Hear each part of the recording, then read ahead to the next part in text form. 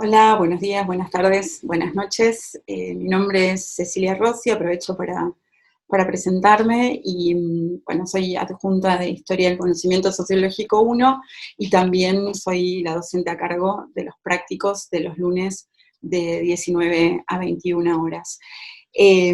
Bueno, mi idea de hacer este primer video es que me conozcan, así que bueno, les doy la bienvenida, si acaso existe esa posibilidad. Si estuviéramos presencialmente haríamos una presentación de todos y todas y cada uno y cada una y cada une, pero bueno, vamos a tratar de reemplazarlo por el contacto que podamos establecer. Nosotros tenemos dos instancias en la materia, una es de teóricos y la otra instancia es de prácticos, que es la que mantendríamos los días lunes, si bien por supuesto se tocan y nosotros vamos a tratar de trabajar conjuntamente las dos instancias, también es cierto que tenemos un tratamiento diferente. Nuestro primer autor en prácticos es Marx, y un poco la idea de este primer encuentro es que podamos ubicar a Marx en su siglo y que podamos también, de algún modo, ubicar la obra que nosotros vamos a leer de Marx en esta parte de la materia dentro de su propia producción y dentro de los propios debates que él estaba dando. Nosotros hay algo que no vamos a hacer, que no queremos hacer en la materia, que es, bueno, simplificar. Si hay algo que no va a ocurrir en esta materia, es la simplificación de la mirada de nuestros autores, sino más bien lo contrario. Y esto sabemos que tiene y que va a presentar en cualquier modalidad que desarrollemos nuestros encuentros, va a presentar contradicciones y va a presentar tensiones que de alguna manera hay que celebrarlas, aunque sabemos que en algunos momentos son desesperantes. ¿Por qué digo esto? Porque bueno, porque justamente la idea es que nosotros podamos transitar los textos, que podamos debatir los textos, que podamos problematizarlos, y eso necesariamente abre preguntas, nuevas preguntas, para las que no siempre tenemos respuesta. Eso es, desde nuestra perspectiva, muy, muy saludable, muy enriquecedor para cualquier proceso de conocimiento, pero es cierto que al momento de acreditar ese conocimiento uno necesita de alguna manera cerrar. Entonces, bueno, vamos a trabajar entre esas dos, en medio de esa tensión, digámoslo así, porque este también es un proceso de conocimiento. Si fuera solo un proceso de acreditación, bueno, estaríamos hablando de otra cosa y probablemente yo no estaría acá, pero vamos a trabajar en ese sentido. En teóricos arrancamos con una bibliografía, en prácticos arrancamos con esta bibliografía, y eso ya es un primer esfuerzo que van a tener que realizar ustedes de poder ordenar, de poder darle algún sentido, aunque nosotros vamos a tratar siempre de presentar un hilo conductor, digamos, de lo que tratamos de plantear, una lectura posible.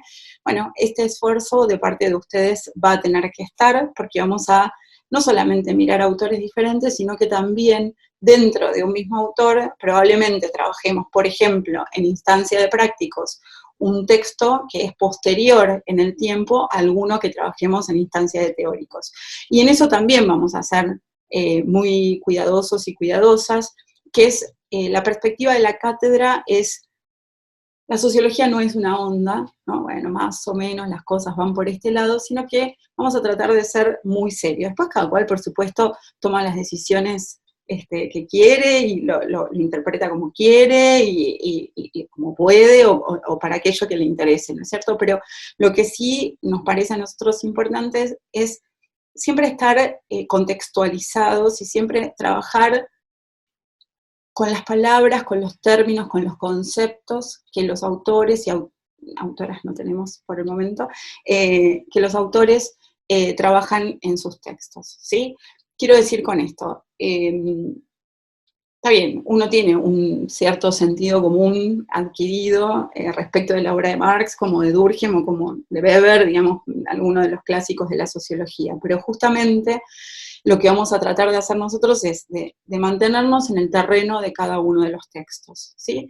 Y no es lo mismo entonces un Marx que suele denominarse joven, de que es joven, efectivamente, un Marx de su tesis doctoral, el Marx de los anales franco-alemanes, el Marx de los manuscritos económicos filosóficos, el Marx inclusive de la ideología alemana, con el Marx del Capital, ¿sí? Por ejemplo, que es una obra ya de madurez.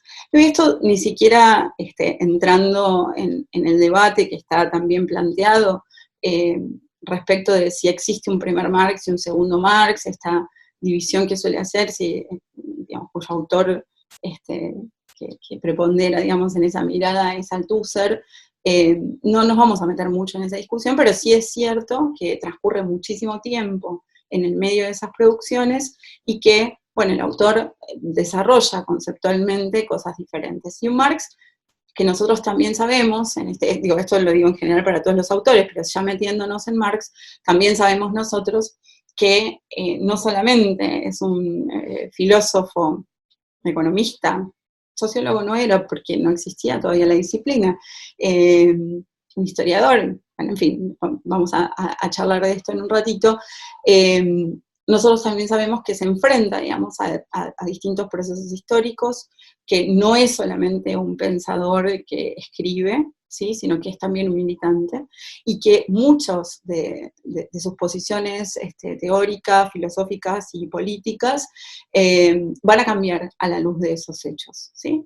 Uno que va a ser fundamental, por ejemplo, en torno de su pensamiento respecto del Estado, va a ser la Comuna de París, ¿sí? Que hace poquito, hace unos días, se cumplieron 149 años de este hecho histórico, por ejemplo, digo, en torno del pensamiento del Estado. Pero sí, hay muchos acontecimientos de un Marx que no deja de participar nunca digamos, en las cuestiones que él considera más importantes de su época. De hecho, uno podría pensar mientras Marx dice, mira, yo me voy a retirar de la vida política y me voy a dedicar a estudiar la economía política, bueno, participa de la fundación de la Primera Internacional. ¿Sí? Ténganme un poquitito de paciencia, lo empezamos a ordenar todos estos acontecimientos para que cobren algún sentido en lo que estamos planteando. Entonces, vamos a decir lo siguiente. Marx nace en 1818, el 5 de mayo de 1818, hace 2 años celebramos el bicentenario de su nacimiento, en una localidad de Alemania, que todavía no es Alemania, no nace en un estado moderno, digamos. Alemania se va a unificar como país bastante tiempo después, que es en la ciudad de Treveris, ¿sí? Es una zona de Alemania que está cercana a Francia y que ha tenido una influencia muy importante de Francia. Esto es relevante como información porque en realidad la propia familia de Marx y una figura que en la vida de Marx va a ser muy importante, que es su padre, va a tener acceso, en su calidad de judío inclusive, a, por ejemplo, una formación profesional que estaba vedada, estaba prohibida para la religión judía, para los judíos hasta ese momento. Y en realidad están mirando todo el tiempo, digamos, forma parte de un grupo, el propio padre de Marx, que mira todo el tiempo el desarrollo de las naciones más avanzadas. Alemania está atrasada en este momento respecto, en términos económicos, de lo que es el corazón de Europa, que es Inglaterra, y en términos políticos de Francia, ¿sí? Francia, pensemos, 1789, la explosión de la Revolución Francesa, que en términos políticos consagra un sistema que es el sistema capitalista, ¿sí? Y esto va a tener sus propias repercusiones, digamos, incluso también en Marx. Pensemos, 1818, entonces, cuando Marx nace, está muy cercano a 1789 en términos históricos. Y los problemas que deja planteada la Revolución Francesa, que ni siquiera podemos afirmar en términos historiográficos que haya terminado el proceso de la Revolución Francesa, hago una pequeña nota al pie, ustedes saben que historiográficamente se discute cuándo finaliza la Revolución Francesa, finaliza con Robespierre, finaliza con Napoleón, finaliza con las revoluciones del 48, de 1848, bueno, ahí hay una discusión, pero en principio estamos muy cerca. Y estamos muy cerca de los problemas que deja abierta, o por los problemas que deja abiertos la Revolución Francesa. Ahí hay un autor que a mí me gusta tomarlo por un concepto bastante sencillo de comprender, que es la noción de cuestión social. No porque Marx haga referencia directa a la cuestión social, pero sí para entender qué decimos nosotros, sociólogos, sociólogas, sociólogos, cuando pensamos en la cuestión social. Este autor, que se llama Jacques Doncelot, que es un francés, tiene un libro que se llama La reinvención de lo social, que es bastante viejo, pero que fue traducido muy posteriormente al castellano, y lo digo muy simplemente, dice, la cuestión social es esa distancia que existe entre los postulados políticos, en este caso de la Revolución Francesa, y lo que existe en la realidad.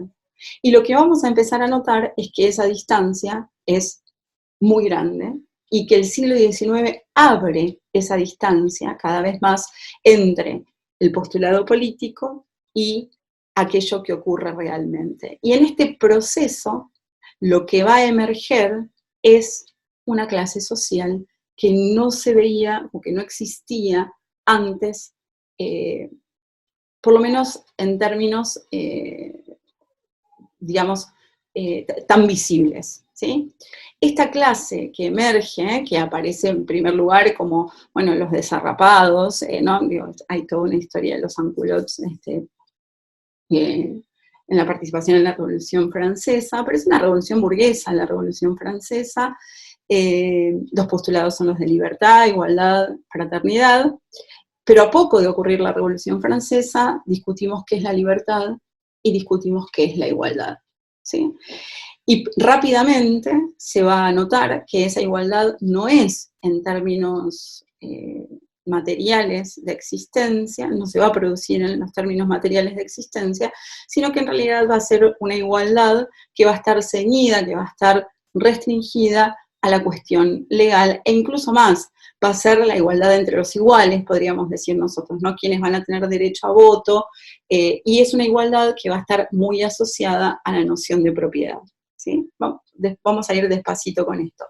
Pero digo entonces, la Revolución Francesa, cuando Marx nace, está muy cerca, sus postulados están muy cerca, y el problema que abre la Revolución Francesa tiene sus consecuencias durante todo, por lo menos durante todo el siglo XIX. Incluso uno podría ir un poquito más lejos y diría, en realidad ya el problema que había planteado Rousseau antes de la Revolución Francesa es un problema que sigue, ¿sí?, posteriormente, y que es un problema que nosotros también nos enfrentamos, que es, bueno, cómo se organiza un orden social.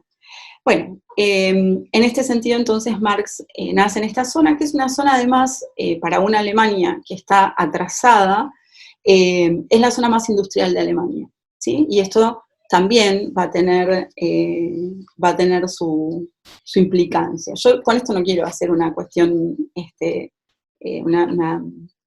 digamos, un determinismo porque, bueno, nace acá o se alimentaba de tal manera o el papá pensaba tal cosa, bueno, entonces salió Marx, ¿no? Nació y dijo, bueno, el materialismo histórico, ¿no? No es eso justamente lo que estoy planteando, porque justamente lo que vamos a tratar de hacer en estos minutos es, bueno, de precisar ese desarrollo, ¿sí?, del pensamiento de Marx, que no es uno y el mismo siempre, sino que en realidad tiene matices, y que Marx se va aproximando a los conceptos a los que va arribando y que luego, bueno, van a cristalizar como conceptos marxianos. Y hago también esta aclaración: cuando digamos Marx, hablamos de Marx; cuando hablamos de marxianos, hablamos de aquellos que, digamos, trabajan sobre la obra de Marx, y cuando hablamos de marxistas, bueno, hablaremos de todos aquellos que de una u otra forma incorporan desde su perspectiva lo que Marx produjo, ¿sí? Entonces, esto también e incluso vamos a hablar también de marxólogos, que son aquellos que estudian la obra de Marx. Así que, bueno, vamos a tener ahí muchas palabras. Vamos a, ya para no dejar de lado directamente de entrada al coautor de la obra que nosotros vamos a trabajar, que es la ideología alemana, que es un texto en coautoría, el segundo texto en coautoría entre Marx y Engels. El primero es La Sagrada Familia, crítica de la crítica crítica. Engels nació también en Alemania en 1820, el 20 de noviembre de 1820. ¿Sí? Ellos van a conocer bastante después, por supuesto. Y una vez que se conocen, bueno, van a seguir trabajando juntos. Entonces, quiero volver a esta idea. Pensemos entonces en el surgimiento o el desarrollo de la Revolución Francesa, pensemos la apertura de esa cuestión social, de esa distancia entre los planteos y postulados políticos de la Revolución Francesa y lo que pasa en la sociedad, y ese sujeto que emerge en la sociedad, que va a demorar en el tiempo en poder conceptualizarse cómo se va a conceptualizar, que aparece como un sujeto de los desposeídos, los pobres, el pueblo, ¿sí? Los que no caben ni en la clase dominante que fue separada, digamos, que es la nobleza, ni dentro de la burguesía, esta cosa ahí medio difusa, que se va a terminar de consagrar como sujeto social y político para 1848 aproximadamente, y esto es la clase trabajadora, o, como Marx la va a denominar en ese momento, el proletariado. Pero Marx no reconoce tampoco este sujeto desde el inicio de sus producciones, sino que en realidad también tiene un desarrollo que lo lleva a llegar, ¿sí? a arribar a ese concepto y a poder cifrar dónde se apoya ese concepto de la clase trabajadora, ¿sí? Para que se empiece a entender algo. Una cosa es que yo diga los pobres, ¿sí? Y entonces podría considerar a los pobres, no sé, a los que no tienen acceso a determinadas condiciones de vida, los que tienen un ingreso inferior a determinado monto, las que, no sé, podría utilizar un montón de características, ¿sí? Y yo cifro ahí la pobreza. Y puedo decir también el pueblo, y entonces el pueblo podría estar cifrado en, bueno, todos aquellos que tienen un sentimiento nacional, o podría decir aquellos que en general constituyen los sectores populares porque son más pobres y no pertenecen a las clases más adineradas, ¿sí? Y tampoco estaría hablando de dónde está cifrado el concepto de proletariado, ¿sí? Entonces vamos a trabajar sobre esa cuestión. Pensemos en...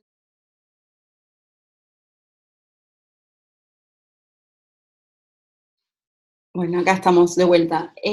Habíamos dicho entonces, Marx nace el 5 de mayo de 1818, Federico Engels el 20 de noviembre de 1820, y ambos en coautoría escriben la ideología alemana en 1845-1846, en ese periodo de, no 2 años, sino parte de un año y parte del otro año, y es el segundo texto en coautoría, ¿sí? Es decir, ellos habían escrito, esto también lo dijimos hace un ratito, La Sagrada Familia, que tiene como subtítulo Crítica de la crítica crítica. Si ustedes miraron la película El joven Marx, habrán visto que hay una referencia burlona, que fue una idea de Jenny, la esposa de Marx, poner ese título en la crítica que hacían a los hermanos Bauer.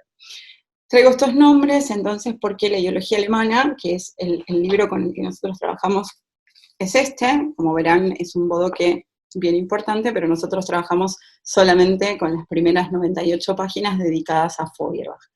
Si ustedes arrancaron con la lectura, verán que empieza discutiendo, digamos, con un grupo de autores a los que llaman neo-hegelianos y que nosotros vamos a denominar como jóvenes hegelianos, y ahora lo que vamos a tratar de preguntarnos es, además del contexto histórico, ¿quiénes son estos jóvenes hegelianos, ¿sí? Con los que Marx está discutiendo? Y vamos a decir de entrada que Marx es un joven hegeliano. ¿Sí? Es decir, lo que está haciendo Marx en este texto es romper, según sus propias palabras, con su conciencia filosófica anterior. ¿sí? En un prólogo que escribe a un libro que se llama La contribución a la crítica de la economía política, de 1858. En ese prólogo hace referencia a esta crítica, ¿sí?, que escriben con Federico Engels, y se sometía a crítica mi conciencia filosófica anterior, o nuestra conciencia filosófica anterior, y dejamos los manuscritos a la crítica roedora de los ratones, ¿no? Y esto, ¿por qué lo digo? Porque en realidad la ideología alemana no es un libro editado por Marx, no es un libro que se haya publicado en vida de los autores, sino que va a ser recién en 1932 que este libro se publique, ¿sí? Esto también es importante, y es obra de un autor que se llama David Riazanov, que fue un bolchevique, que participó de la Revolución rusa de 1917, quien va a salir por el mundo, en realidad, a buscar la obra de Marx. La obra de Marx había quedado en manos, en realidad la había donado Federico Engels al Partido Socialdemócrata Alemán, y se había de alguna manera dispersado esa obra, y va a ser el trabajo de Riazanov de salir a buscar, digamos, toda esa producción y de volver a ordenarla y a darle darla a conocer esa publicación. Riazanov en realidad después termina también víctima es una de las víctimas del estalinismo, de las purgas estalinistas, así que, bueno, esto es para charlarlo en otro momento, pero entonces, digo, es una obra que toda una generación de marxistas de principios, fines del siglo XIX, principios del siglo XX no ha conocido, y que entonces Marx y Engels no la publican en vida. Después ahí siempre hay discusiones que se generan entre lo que los autores quisieron, cualquier autor quiso publicar y aquello que no se publicó porque no quiso, porque no pudo, o lo que sea.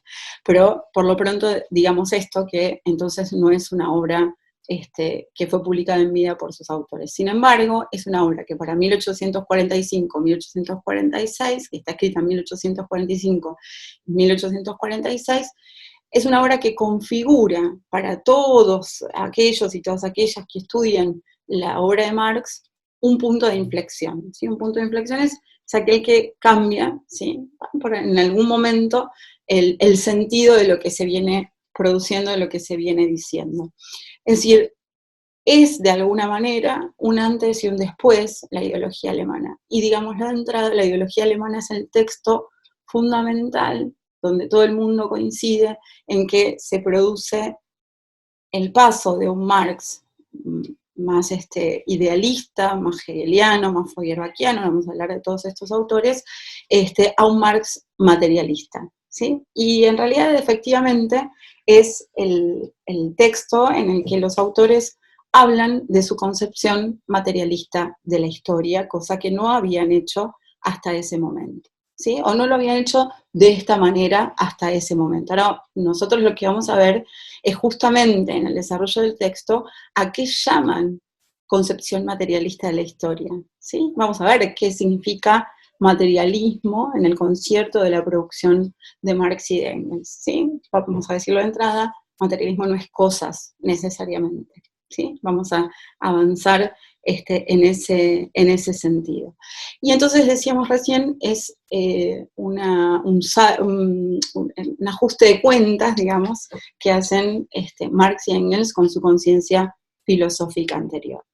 ¿Y cuál es la conciencia filosófica anterior? Bueno, Marx y Engels, pero hablemos fundamentalmente de Marx, forma parte de un grupo que se autodenomina jóvenes hegelianos, ¿sí?, que habían formado el Club de los Doctores. Pensemos un Marx, retomemos esto, que nace en 1818, que decide que se recibe el secundario, digamos, en 1835, que en 1836 se va a Bonn a estudiar Derecho, que en 1837 produce un cambio, hay una carta famosa que le manda al padre y donde le dice, mira papá, voy a dejar de estudiar abogacía y me voy a dedicar a estudiar filosofía,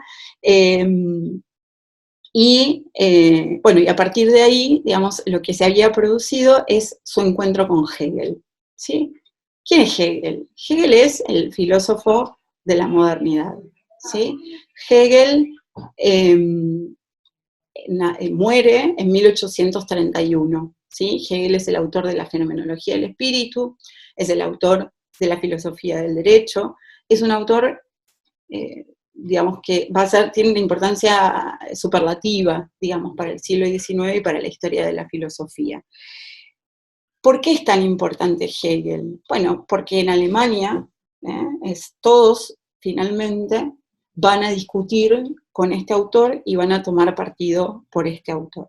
Entonces uno dice, bueno, si existen los jóvenes hegelianos, es porque existen los viejos hegelianos, ¿sí? ¿Y qué es lo que divide a los jóvenes hegelianos de los viejos hegelianos? ¿Y qué es lo que después va a dividir a los jóvenes hegelianos entre sí? ¿Sí? Uno puede hacer una lectura de la ideología alemana sin reparar en aquellos con los que está discutiendo. Bueno, podría, ¿sí? Pero en realidad nos perderíamos muchísimos detalles, no es porque nosotros vamos a dedicarnos a estudiar a estos autores, pero sí nos perderíamos muchos detalles de esa producción. Entonces, en 1838 forma el Club de los Doctores con estos jóvenes hegelianos, y después, en 1841, en 1842, Marx va a formar parte de una experiencia que es la de la Gaceta Renana. Marx va a participar en la Gaceta Renana como periodista, como redactor. En principio le ofrecen ser jefe de redacción, él no acepta.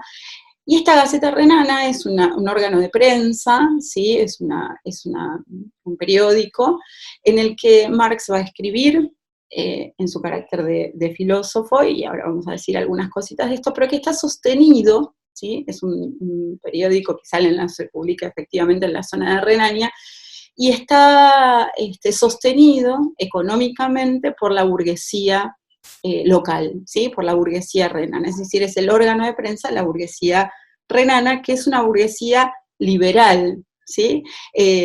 A diferencia, digamos, de lo que ocurre en Alemania, que es más bien medieval. Es la burguesía que está mirando a Francia, es la burguesía que está mirando a Inglaterra, ¿sí? Que se está autorreconociendo en el atraso que está teniendo Alemania, que insisto, no es una nación todavía. Entonces, Marx va a participar, y a mí me gustaría leerles lo que uno de quienes va a ser también, o forma parte del grupo de los jóvenes hegelianos, con quien Marx venía charlando bastante, y que es quien los convierte, digamos, al comunismo, porque esto también, digámoslo, la palabra comunismo, o el comunismo no es un invento de Marx, que es Moses Hess, lo que dice de Marx para ese periodo, ¿sí? Lo tomo de un libro de Maximilian Rubel, ¿sí? Que se llama Karl Marx, ensayo de biografía intelectual, que lo recomiendo muy, muy ampliamente. Por suerte está esta edición, que además de ser linda, bueno, tiene la letra un poco chiquita, pero es muy económica, y es la verdad un gran aporte que han hecho los compañeros en editarla. Lo que dice Moses Hess, entonces, en una carta a quien va a ser el editor de la Gaceta Renana finalmente, el 2 de septiembre de 1841, ¿sí? Auerbach va a ser el redactor en jefe de la Gaceta Renana, y Moses Hess dice esto: «Te gustará conocer aquí a un hombre que se cuenta hoy día entre nuestros amigos. Si bien vive en Bonn, donde muy pronto será docent, algo que no va a ocurrir, y ahora comentamos por qué, es un fenómeno que me ha hecho muy buena impresión, una muy fuerte impresión», dice Hess. «En una palabra, pronto conocerás al más grande, tal vez al único auténtico filósofo viviente. Cuando él se manifieste al público, atraerá las miradas de toda Alemania. Por sus miras y su cultura filosófica va mucho más lejos que Strauss, más lejos incluso que Feuerbach, lo cual no es poco decir. Si yo estuviera en Bonn cuando él enseñe lógica, sería su oyente más asiduo. Solo ahora sé solo ahora sé hasta qué punto no soy más que un galopín en materia de verdadera filosofía. Pero paciencia, también yo aprenderé algo. El doctor Marx es el nombre de mi ídolo, es un hombre todavía muy joven, 24 años como máximo, que dará el golpe de gracia a la religión y la política medievales. En él se agrega a un máximo de profundidad filosófica el espíritu más mordaz. Imagínate a Rousseau, Voltaire, Holbach, Lessing, Heine y Hegel confundidos en una sola persona. Y digo bien, confundidos y no pegados entre sí, y tendrás así al doctor Marx. ¿No? Fíjense la consideración de un contemporáneo suyo, de un compañero, que, digamos, lo recomienda para formar parte de la Gaceta Renana. ¿Qué hace Marx en la Gaceta Renana? Marx no es marxista, diría Althusser todavía, porque en realidad entra a la Gaceta Renana con una concepción democrática y con una concepción del Estado, ¿sí?, que coincide con la de Hegel, ¿sí? Ahora bien, nosotros decimos, los jóvenes hegelianos se diferencian de los viejos hegelianos. Y hay una identificación de los jóvenes hegelianos con la izquierda, ¿sí?, y de los viejos hegelianos, perdón, con la derecha. ¿Sí? La derecha hegeliana son los viejos hegelianos y la izquierda hegeliana son los jóvenes hegelianos. ¿Qué divide aguas entre los viejos y los jóvenes hegelianos? A la muerte de Hegel, 1831 decíamos, se parten estas aguas en una disputa por la lectura de Hegel. Los viejos hegelianos lo que hacen es conservar el sistema hegeliano en su conjunto, y en todo caso tratar de aplicar lo que Hegel había desarrollado, pero solamente aplicarlo, es decir, tomarlo como está. Se debe a los viejos hegelianos incluso la posibilidad de conocer, ¿sí?, gran parte de la obra de Hegel, porque ellos son los que se dedicaron a recuperarla y a reconstruirla, ¿sí? Nosotros los vamos a dejar de lado. Ahora, ¿quiénes son los jóvenes hegelianos? Son aquellos que entienden que el planteo hegeliano, lejos de ser conservador, lejos de tener que utilizarse para conservar, debe usarse para transformar, ¿sí? Es decir, hay que llegar a la racionalidad, que es lo que Hegel está planteando. Entonces volvemos un poquito para atrás y decimos, ¿qué es entonces lo que Hegel plantea? Hay un autor que se llama Karl Lowitz, quería traer todos los libros acá a mano, pero sería una pila grande. Después en todo caso se los muestro, creo que no lo traje, no lo acerqué. Karl Lowitz, que lo que dice es, hay una frase que plantea Hegel en la filosofía del derecho, que parte las aguas entre jóvenes y viejos hegelianos. La frase es esta, dice, todo lo real es racional, todo lo racional es real. Repito, todo lo real es racional, todo lo racional es real. Y lo que dice Lewis es, si depende qué parte de la proposición se tome, sos conservador y viejo hegeliano, o sos revolucionario y joven hegeliano, ¿sí? Porque fíjense, ¿qué es lo racional?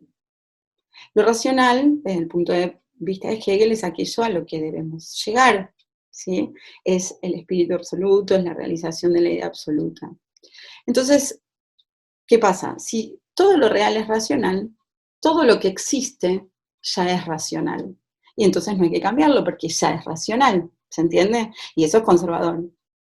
En cambio, si todo lo racional es real, eso llama a la acción. ¿Por qué? Porque hay que convertir en real aquello que es racional. Y supone una transformación, supone una acción para llegar a esa racionalidad. ¿Se entiende el planteo?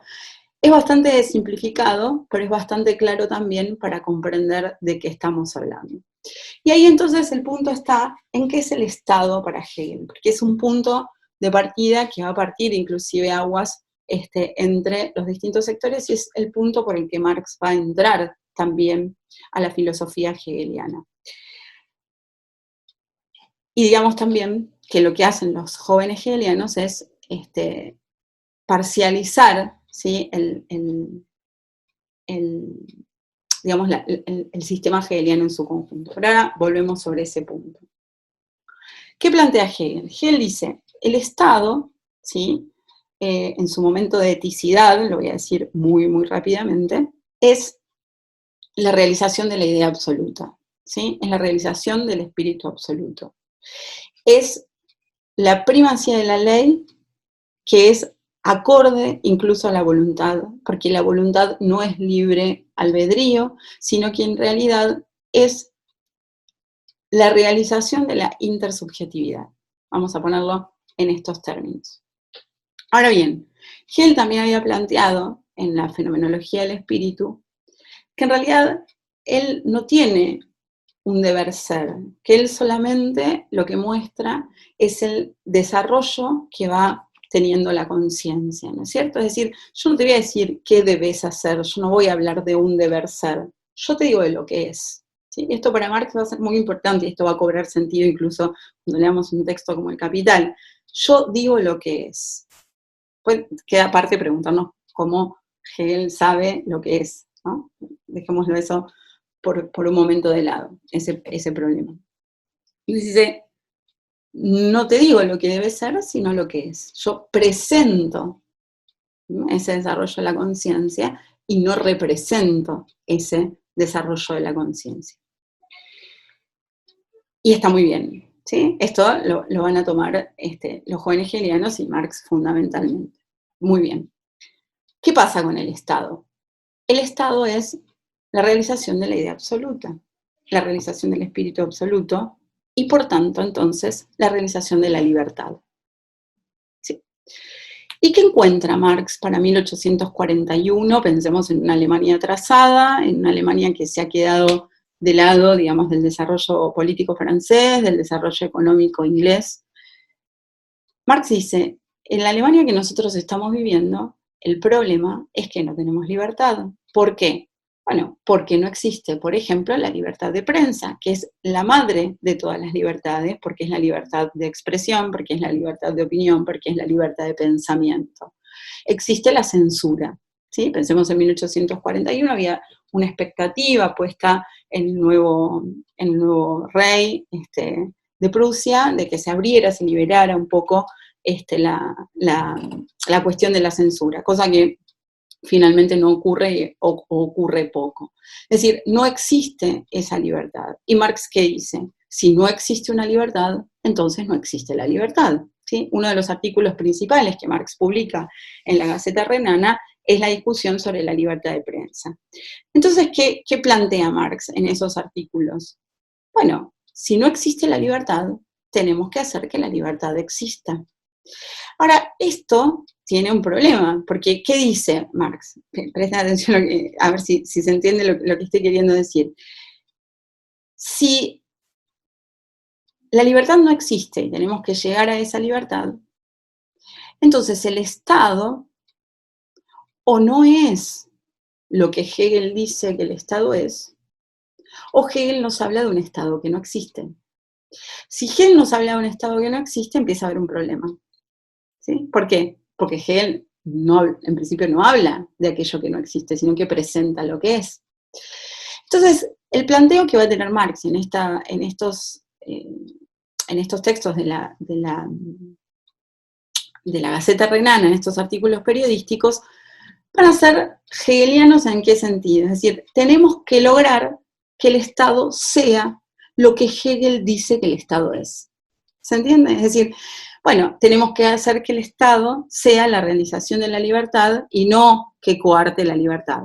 Tenemos que hacer que el Estado sea la realización de la justicia y no que sea lo contrario, que sea la arbitrariedad, ¿sí? Lo contrario a la ley es la arbitrariedad, ¿sí? Y es algo que expresa, por ejemplo, en el artículo sobre el robo de leña, sobre el castigo de robo de leña, ¿sí? Donde, bueno, lo que plantea lo que plantean los estamentos que participan en el Parlamento, que se llaman dietas, estos parlamentos, es que, bueno, hay que castigar a los que roban la leña, ¿sí? Llaman robo, digamos, a quienes salen a recoger la leña para poder subsistir, ¿no? Es así como empieza la película, de hecho, sobre el joven Marx. Y así sobre otras cuestiones, por ejemplo, sobre la participación de la religión, la cuestión religiosa del Estado. Que el Estado sea un Estado religioso hace del Estado una parcialidad y no una totalidad. Y esto va en contra también de lo que Hegel está planteando. Es decir, todas estas manifestaciones que tiene el Estado prusiano van en contra de esa realización de la libertad, de esa realización del espíritu absoluto que Hegel había planteado para el Estado. ¿Sí? Entonces, en este primer momento, estamos en 1841, 1842, Marx todavía se presenta como con un espíritu democrático, ¿sí?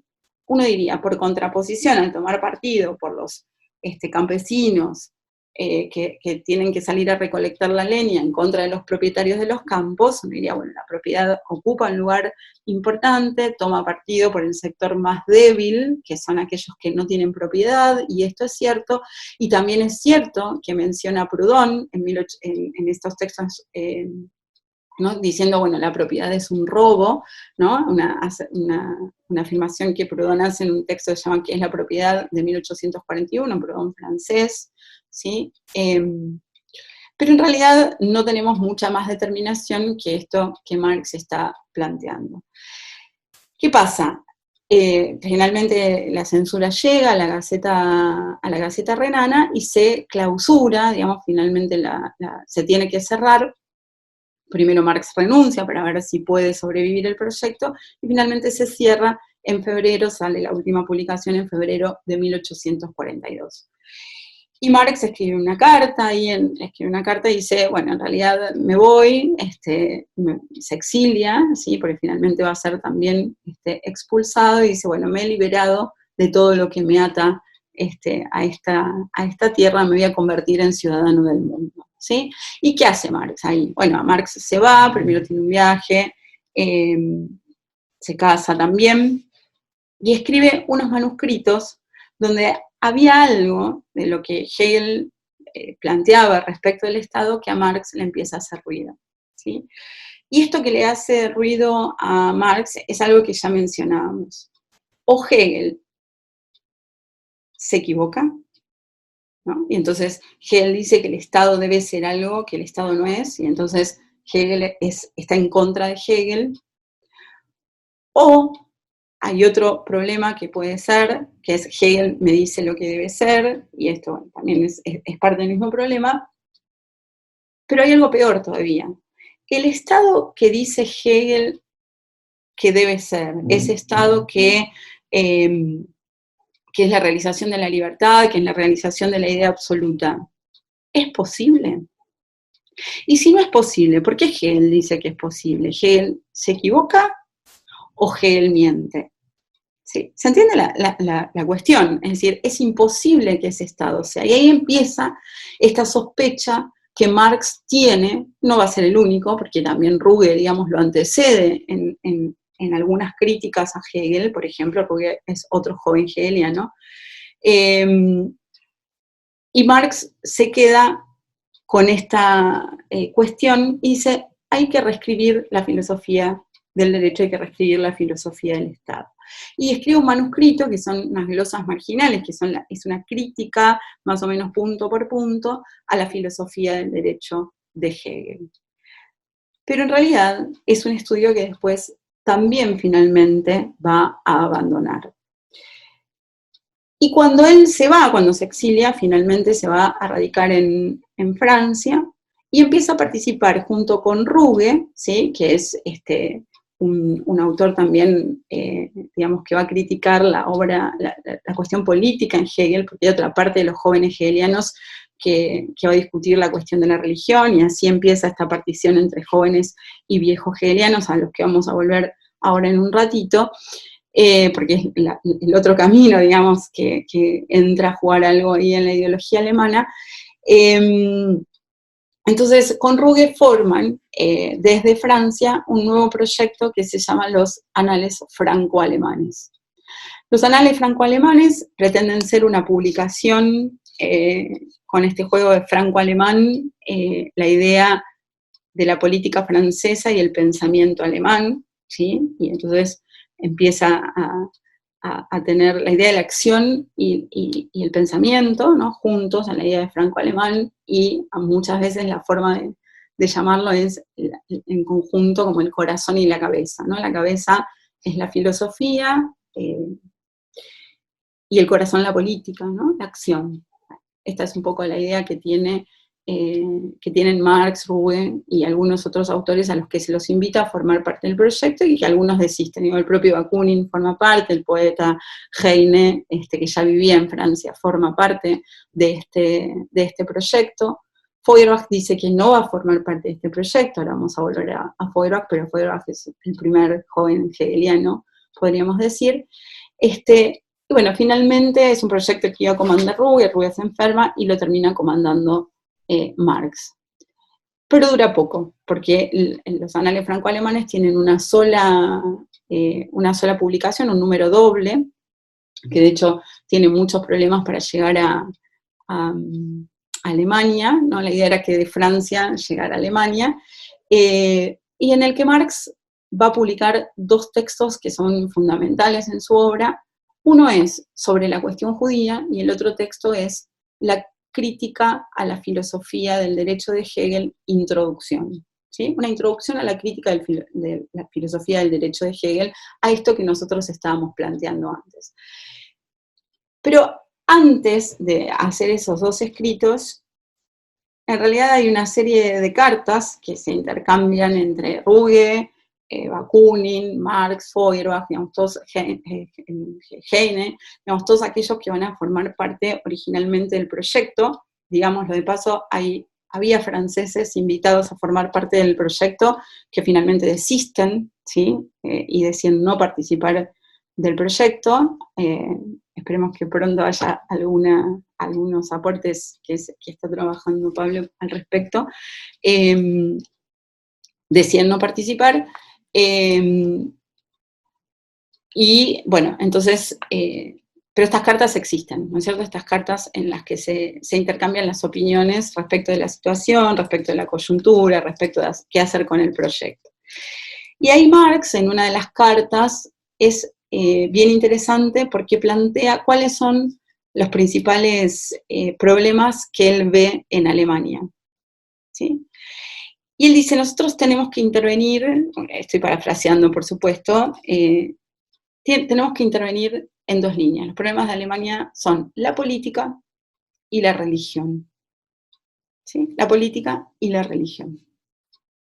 Y Marx entonces escribe dos textos, ¿sí? para estos anales, para esta publicación doble, dos textos en los que se va a meter en la religión, y va a presentar una discusión fuerte con Bruno Bauer, y una introducción a la crítica de la filosofía del derecho de Hegel, donde en realidad Hegel es casi una excusa, y en el otro texto Bauer también es casi una excusa. ¿Sí? Él no se había peleado hasta este momento con Bauer, y sin embargo lo elige, digamos así, como blanco para pelearse, para discutir, porque considera que es oportuno introducir ese debate en Alemania a través de estos anales franco-alemanes. ¿Quién es Bauer? Bauer es otro joven hegeliano que discute fuertemente la concepción de la religión en Hegel. Hay todo un grupo de jóvenes hegelianos que discute la cuestión de la religión. Este autor que yo les mencionaba, Karl Lewit, dice, lo que hacen los jóvenes hegelianos, a diferencia de los viejos que conservaban todo el sistema, es provincializar ese sistema, ¿sí? El sistema filosófico de Hegel, lo provincializan y dicen, bueno, uno se meten con la política, con el Estado, con la religión, con la estética, ¿sí? Con cuestiones diferentes del planteo hegeliano. El tema es que, entonces Bauer, ¿qué sostenía? Y acá hago una especie de nota al pie a riesgo de que sea un poco confuso. El primero que va a tomar la cuestión de la religión en Hegel es Strauss. Strauss va a sostener que va a tener una discusión con Hegel sobre los evangelios, y va a decir que el Nuevo Testamento es digamos, es el relato, vamos a ponerlo en estos términos, el mito fundante, digamos, de una comunidad. Es el relato o el mito que los cristianos tuvieron que hacerse para poder fundarse como comunidad, ¿sí? ¿Y Bauer qué va a decir? Bauer va a decir, el Nuevo Testamento es mentira, digamos, directamente no, es una creación que no es ningún relato y va a estar en contra de Strauss y también va a estar en contra, por supuesto, de Hegel, ¿no? Y así hace una crítica. Pero además, el propio Bauer, que es militante, efectivamente, militante, es un filósofo de izquierda, digamos, que tenía alguna esperanza, digamos, en una transformación radical de la sociedad, creía efectivamente que, digamos, si el pensamiento, digamos, aportado por la filosofía, en algún momento se haría carne y eso podría llevar, ¿no? Cuando todo el mundo tomara conciencia de esa crítica que se estaba haciendo, llevar a una transformación, ¿sí? Bauer fue el director de tesis de Marx. O sea, Bauer es el que le dice a Marx, mira, Marx, termina la tesis, Carlitos, termina la tesis, anda a presentarla en la Universidad de Viena, que parece que es fácil, y te recibís rápido. La tesis de doctorado, Marx lo hace con la idea de poder entrar a la docencia, pero para el momento en que Marx defiende esa tesis, en realidad él no la defiende, o sea, se la prueban, pero no va ni siquiera a defenderla, que es la diferencia, Marx escribe su tesis entre la diferencia entre las filosofías de Demócrito y Epicuro, que también es una especie de aplicación de Hegel, y en la cual con un signo casi de rebeldía él toma partido por Epicuro, cuando en realidad Hegel habría tomado más partido por Demócrito, y es una discusión en torno del movimiento de los átomos, algo que se me escapa completamente para poder reproducirlo, y sobre todo rápidamente en estas condiciones. Pero Bauer entonces lo acompaña en ese proceso. Pero para cuando Marx finalmente se recibe, a Bauer ya lo habían echado de la universidad, ¿sí? También lo habían echado a Feuerbach, ¿no? Es decir, todo aquel que criticaba a Hegel era echado de la universidad, porque también, hay que decirlo políticamente, estos filósofos, este club de los doctores, estos hegelianos de izquierda, en realidad eran lo más avanzado en términos críticos del régimen prusiano, ¿sí? Entonces eran los que estaban más a la izquierda, y todos los jóvenes hegelianos, aunque Marx después los critique, y los critique como los critica, ¿sí?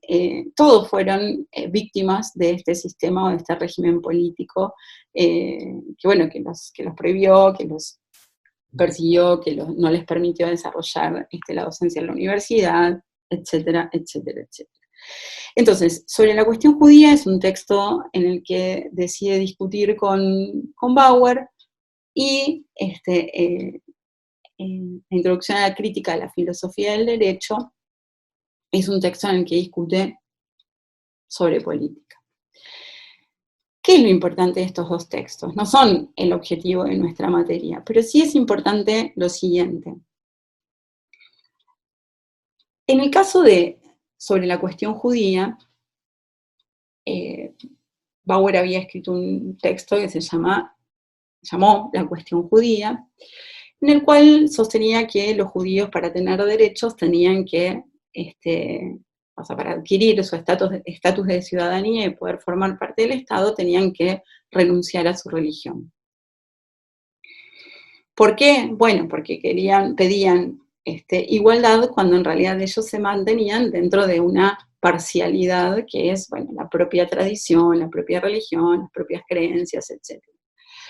Marx le dice, es un error, Bauer, lo que vos estás planteando, porque en realidad los estados más avanzados del mundo, y pone el ejemplo de Estados Unidos, en realidad son estados profundamente religiosos. Es decir, es absolutamente consistente que cada individuo, cada ciudadano profese su religión con la existencia de un Estado democrático, de un verdadero Estado, ¿sí? Es decir, el problema que vos no estás viendo, le diría, digamos, Marx a Bauer, es que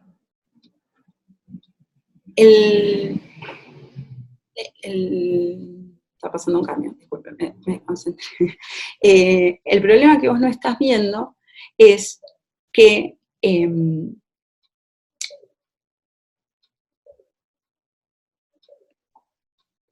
retomo entonces que la diferencia que no estás viendo es que hay una diferencia, usemos nuevamente esta palabra, una diferencia entre la emancipación política y la emancipación humana.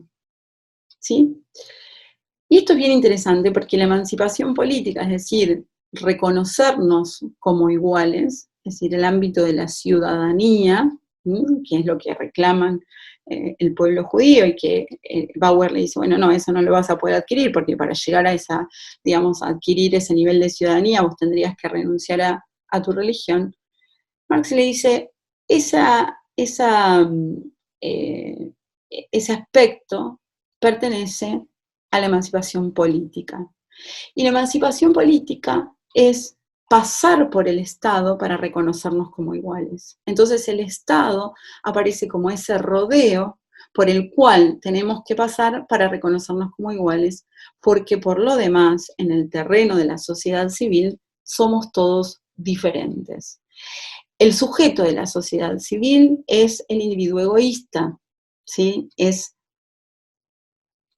podríamos decir nosotros ahora, no en ese momento, las clases sociales, mientras que el sujeto del Estado es el ciudadano, donde todas esas diferencias se borran, ¿sí? En pos de ¿qué? De reconocernos como iguales. Pero no somos iguales, damos esa vuelta por el Estado para reconocerlos como iguales, ¿sí? Porque en el ámbito de la sociedad civil somos todos desiguales, pero no desiguales en términos, bueno, de que uno puede ser, yo qué sé, morocho y otro rubio, ¿sí? No, no ese tipo de diferencias, sino que somos desiguales en términos de propiedad, ¿sí? Y esto Marx lo plantea claramente en este texto que es sobre la cuestión judía, donde entonces deja planteado esta idea de la emancipación política como una emancipación parcial, ¿sí? Y de la emancipación humana como una emancipación total. Solamente cuando ocurra la emancipación humana, las religiones habrán desaparecido. No es necesario que desaparezcan para la emancipación política, ¿sí? Esto es el contenido de este texto. Y en el otro texto, ¿sí? Que en realidad está supuestamente redactado después, aunque está publicado antes en los anales franco-alemanes, que es la introducción a la crítica de la filosofía del derecho, lo que aparece son varias cosas, pero dos o tres que son principales. Una es un reconocimiento a Feuerbach, ¿sí? Un absoluto reconocimiento a Feuerbach, porque en ese texto empieza diciendo, el problema de la religión está resuelto en Alemania, ¿sí? Es decir, ya Feuerbach resolvió el problema de la religión, ¿sí? Ahora vamos a ver por qué, o qué entiende Marx, por qué lo resuelven. Ahora, la otra cosa importante que aparece en los anales franco-alemanes es un sujeto que podrá llevar adelante la transformación, que podrá llevar adelante la revolución total, ¿sí? Porque nuevamente aquí Marx va a hablar de una revolución parcial, que es la revolución política, ¿sí? Por ejemplo, la Revolución Francesa es una revolución parcial, ¿sí? Y de la revolución total, que es la que lleva a la emancipación humana, la que nos libera también de otra enajenación, que no es la enajenación religiosa, sino la enajenación política. Y ese sujeto, ¿sí? Que va a poder llevar adelante esa revolución total, es el proletariado.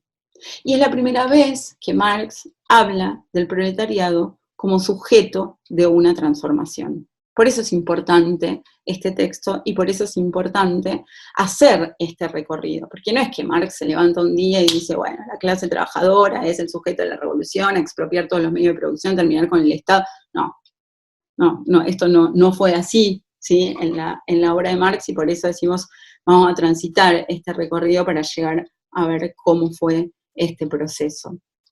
Entonces, lo que hace Marx es encontrar, cifrar, vamos a usar mucho esta palabrita, cifrar la cuestión de la transformación en el proletariado. Pero volvamos a este reconocimiento de Feuerbach. ¿Y por qué reconoce a Feuerbach? Bueno, entonces retomamos y vamos a preguntarnos por Feuerbach. ¿Quién es Feuerbach? ¿Qué es lo que planteó y por qué Marx lo toma? Feuerbach es uno de los primeros jóvenes hegelianos y en realidad va a criticar a Hegel desde el punto de vista de la religión en la fenomenología del espíritu, en la, eh, en la dialéctica de la conciencia desgraciada. Hegel tiene un planteo, digamos, respecto de la religión, y es básicamente un no cuestionamiento a la religión.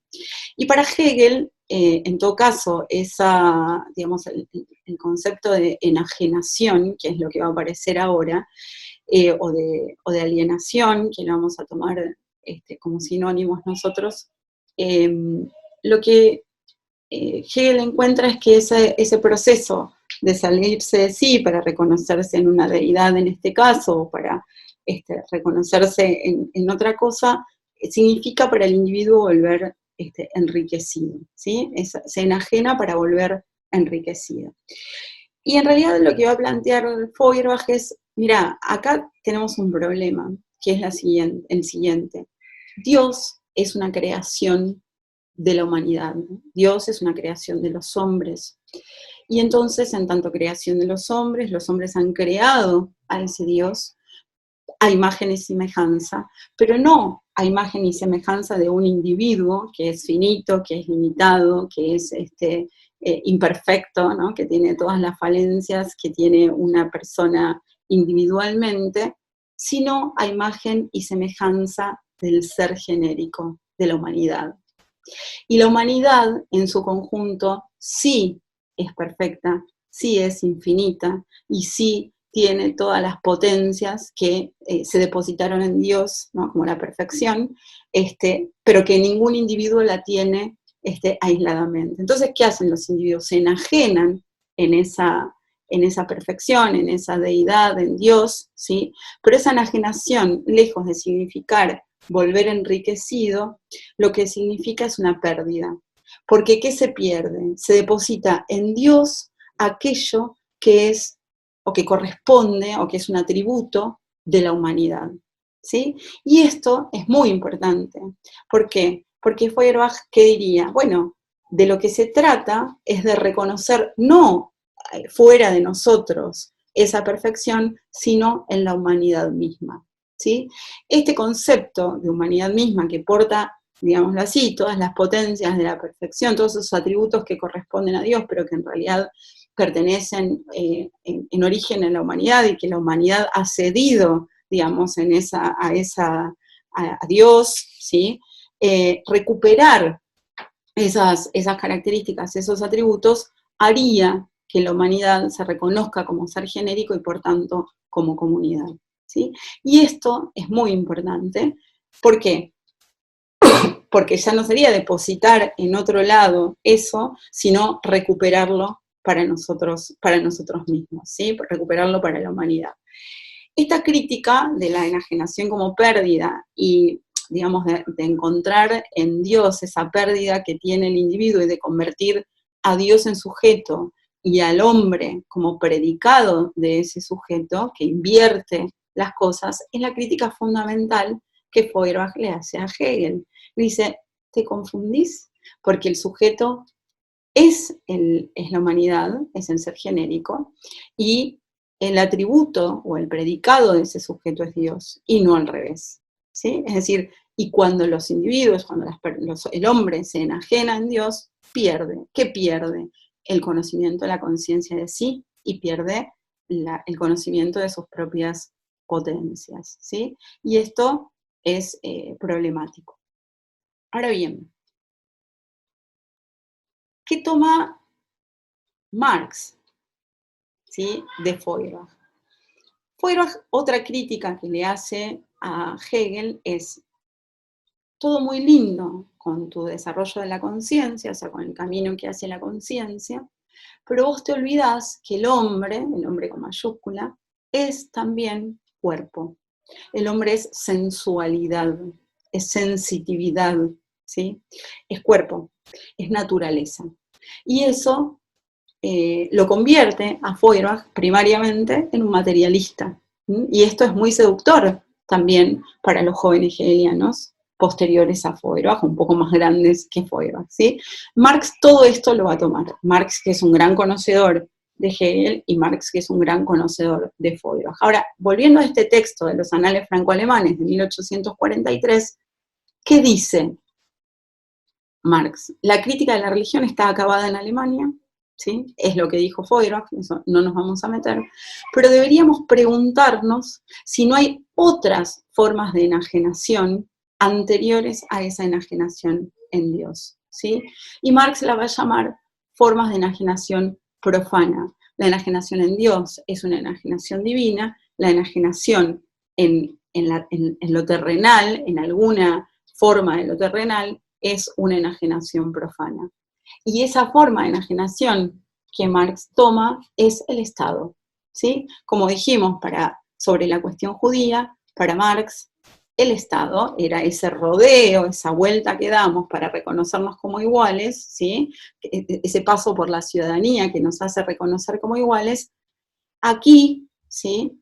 Va a decir, perdemos todos los atributos que corresponden al individuo en pos de un Estado. Nos reconocemos como iguales en el Estado, pero no somos iguales, ¿sí? Y entonces estamos enajenados en ese Estado. Y esto es lo que Marx va a plantear en esta introducción a la crítica de la filosofía del derecho.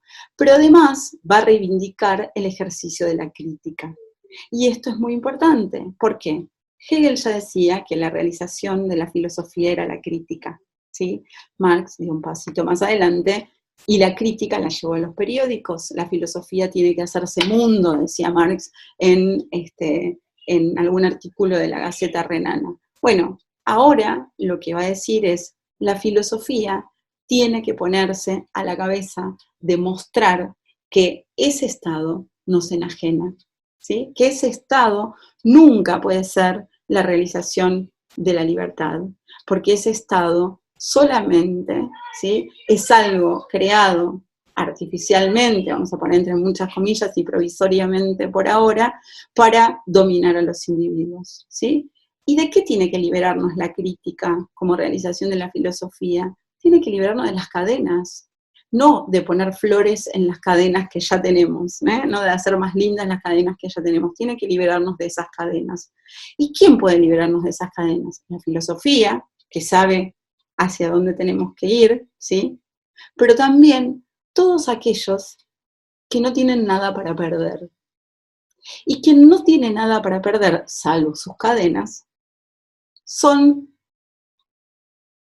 los pobres, los que ya no tienen nada, ¿sí? Es el pueblo, y Marx lo va a llamar proletariado, ¿sí? Es decir, el sujeto de esa posibilidad de transformación que significaría terminar con esa enajenación profana que es el Estado, es el proletariado, ¿sí? Pero es el proletariado que todavía no va a estar cifrado, como en la ideología alemana, en el trabajo, ¿sí? Hay algo que todavía no está apareciendo en 1843, que es el trabajo, ¿sí? Y ahora vamos a ver por qué el trabajo es tan central y que es crucial en la ideología alemana, ¿sí? Ahora bien, este proletariado, que llevará adelante una revolución total, y que es un proletariado que no está cifrado en el problema del trabajo, es nuevamente problematizado por Marx un año después en los manuscritos económicos filosóficos de 1844 que Marx escribe en Francia, ¿sí? Que también son manuscritos, ¿sí? De las obras mencionadas hasta acá, la tesis no fue publicada, los artículos periodísticos sí fueron publicados, por supuesto, aunque en orden diferente a cómo fueron, o sea, el orden de escritura es diferente a cómo fueron apareciendo muchas veces, Los anales franco-alemanes fueron publicados, ¿sí? Porque son los dos artículos que él escribe. Los manuscritos económicos filosóficos no fueron publicados, y la crítica al Estado en 1843 tampoco fue publicada. ¿Qué hace Marx en los manuscritos económicos filosóficos? Dice: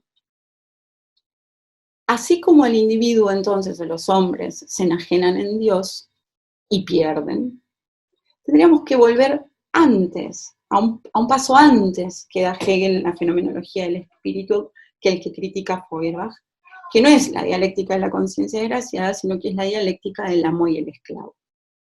¿Qué plantea Hegel ahí? Hegel dice: el amo ha perdido toda su humanidad porque el amo devora, el amo consume, ¿sí? El amo consume, lo vuelvo a repetir, consume lo que produce el esclavo. El amo está terminado, ¿sí? No tiene esa posibilidad de humanidad. En cambio, el esclavo, digamos que estos aparte son dos momentos de la propia conciencia, ¿no es cierto? Aunque esto también es complejo de comprender, pero, digamos, el esclavo, ¿por qué sí tiene esta posibilidad de realizarse como humano? Porque produce, porque trabaja. Y Hegel tiene una concepción amplia del trabajo, que es la de formación cultural. Formación cultural, ¿sí? Es decir, es todo aquello, es un concepto amplio, ¿sí? Y es todo aquello que el individuo produce, ¿sí? Y que cuando produce se objetiva en esa producción, se reconoce así como espejo en aquello que produce y vuelve enriquecido en su subjetividad. Es decir, esa producción, esa objetivación, ese salirse de sí, hace que luego vuelva enriquecido. Por eso, para Hegel, la enajenación es un proceso de enriquecimiento, ¿sí? ¿Y Marx qué le dice? Y no Hegel, Marx con Feuerbach, ¿no? Marx, que ya leyó a Feuerbach, le dice: y no es tan así, porque lo que nosotros vemos es que el individuo trabaja, que el individuo produce, que el individuo se objetiva en un producto de su trabajo, pero que inmediatamente ese producto de su trabajo no le corresponde, no le pertenece. Entonces aparece esta enajenación en el trabajo como una segunda forma de enajenación profana, ¿sí? La primera en el Estado, en la política; la segunda, la enajenación en el trabajo. Y este es el camino por el cual Marx va llegando, digamos, a la importancia de definir al proletariado en función del trabajo. ¿Y qué es el trabajo? Es un concepto amplio, ¿sí? A través del cual, en realidad, o actividad a través de la cual el hombre, los hombres, de manera conjunta y social, producen la propia vida. Entonces, la producción de la vida, que es una condición de existencia, está enajenada, ¿sí?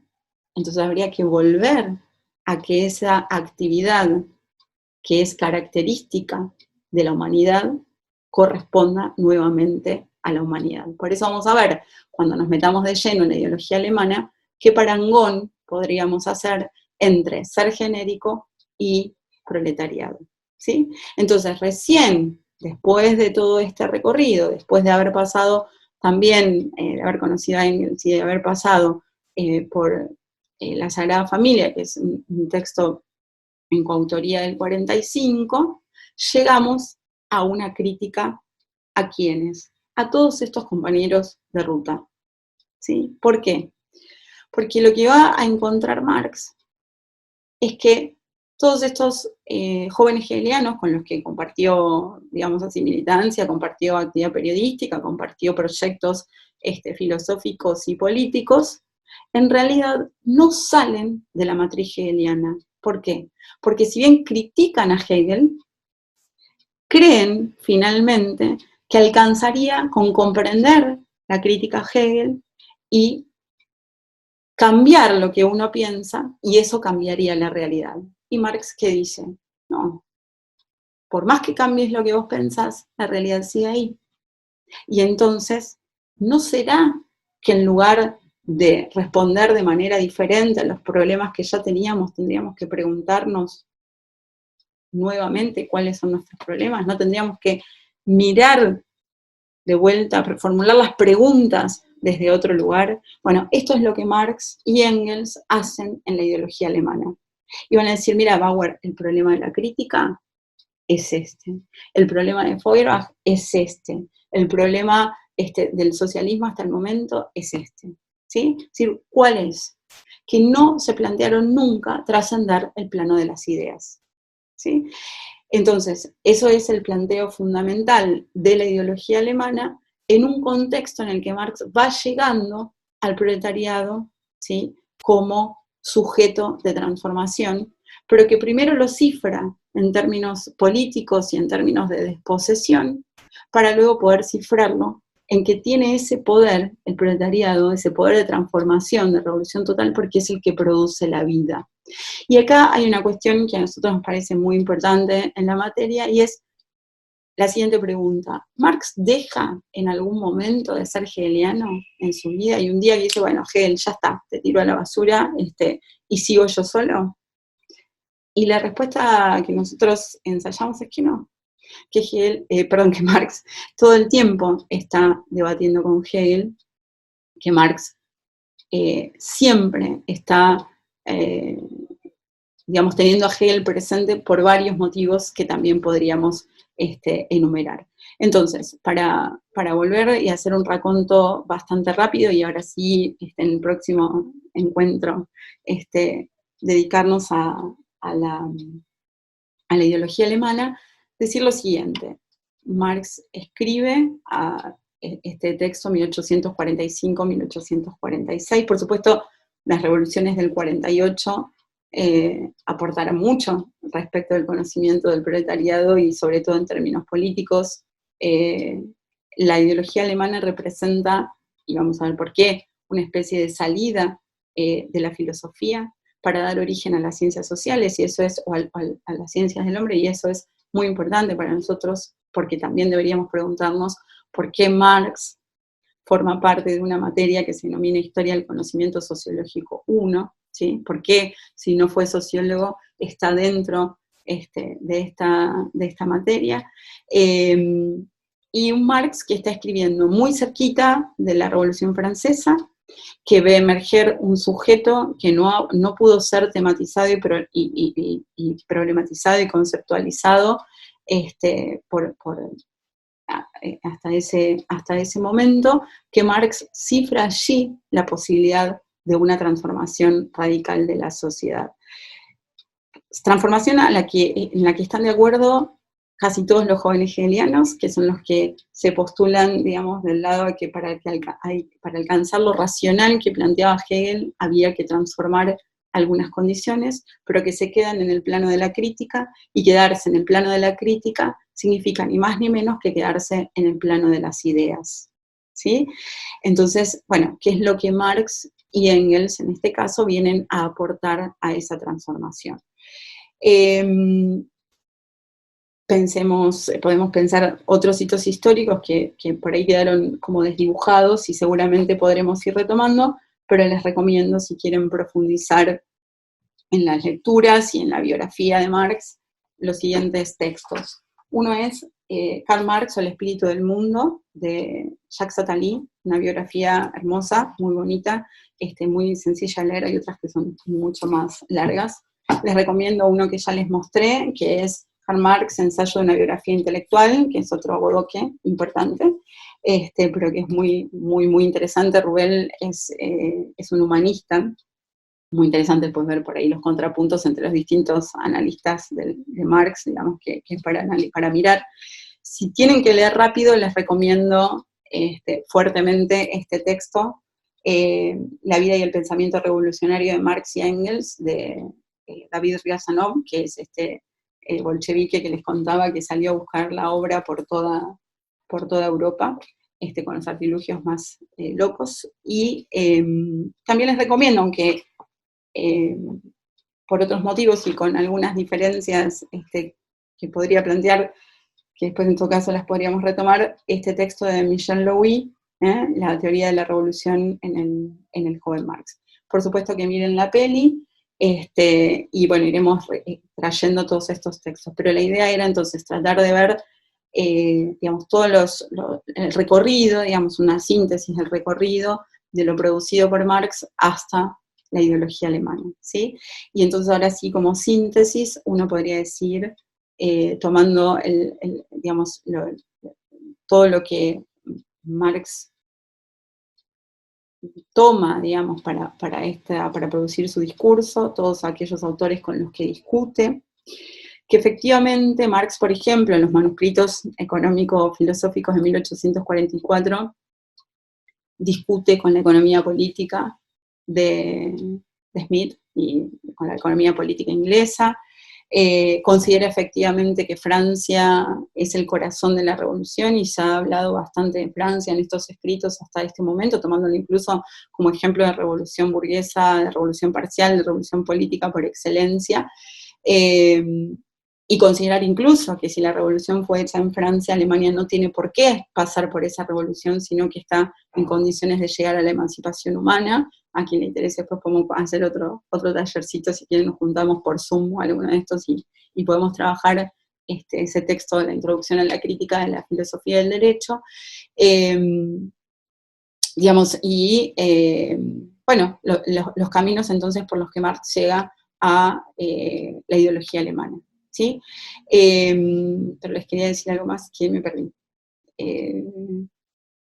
Bueno, ya se me pasó.